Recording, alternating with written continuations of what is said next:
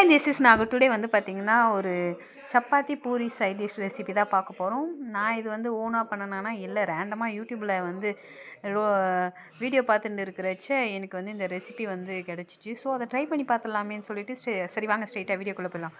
அதுக்கு ஃபஸ்ட்டு ஒரு மிக்ஸி ஜாடி வச்சுட்டு அதில் 3 ஏலக்காய், அதில் 2 பெரிய வெங்காயம் கட் பண்ணி போட்டுட்டேன். அதுக்கப்புறம் இஞ்சி பூண்டுலாம் சேர்த்துட்டேன்.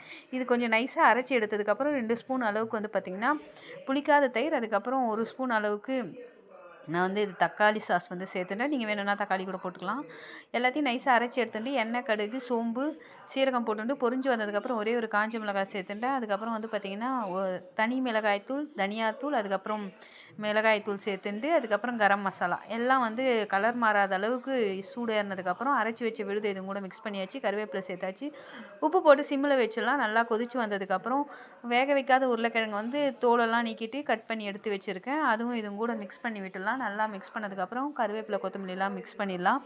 இதில் வந்து பார்த்திங்கன்னா ஒரு சொம்பு அளவுக்கு நான் தண்ணி சேர்த்துக்கிறேன். இது வந்து நிறைய ஒரு 1/4 கிலோ அளவுக்கு உருளைக்கிழங்கு சேர்த்ததுனால ஒரு சொம்பு அளவுக்கு. சரி இவ்வளோ தண்ணி சேர்த்துட்டுமே தண்ணியாக இருக்குமானா இல்லை, உருளைக்கிழங்கு நல்லா வெந்ததுக்கப்புறம் வந்து பார்த்திங்கன்னா ஒரு கிரேவி போல் கிடைக்கும். அதனால் தண்ணியெல்லாம் இருக்காது.